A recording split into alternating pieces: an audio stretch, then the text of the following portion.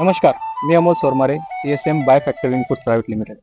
आज आपण आलो आहोत करसगाव, तालुका भोकरदन, जिल्हा जालना येथील आपले एक सोबत आहेत प्रगतशील शेतकरी कृष्णाभाऊ बोरसे.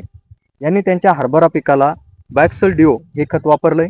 पेरते वेळेस त्यांनी हे खत 50 किलो प्रति एकरी वापरलंय आणि त्यांनी त्याच्यासोबतच काय केलंय की 20-20-013 सुद्धा त्यांनी रासायनिक खत वापरलंय एका साईडला आणि एका साईडला बॅक्सल डिओ हे खत वापरलंय.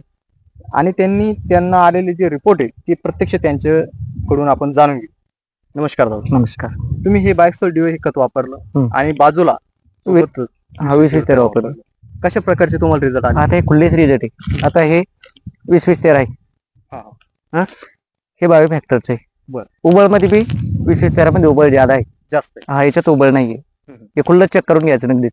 बरोबर. उगवण क्षमता ज्यावेळेस होत होती त्यावेळेस तुम्हाला कसा प्रकारचा रिझल्ट झाला? हा याचा 3 रोजाचा फरक आहे. कसा पेरेल तर सोबतच आहे, पाणी बी सोबतच मारेल, पण हे अगोदर उगलं, हे लेट उगलं. म्हणजे बायक्सल डिओ जिथं वापरलं हा ते अगोदर उगलं, लवकर झालं. हा लवकर झाली आणि हे याला वेळ लागला उगाला.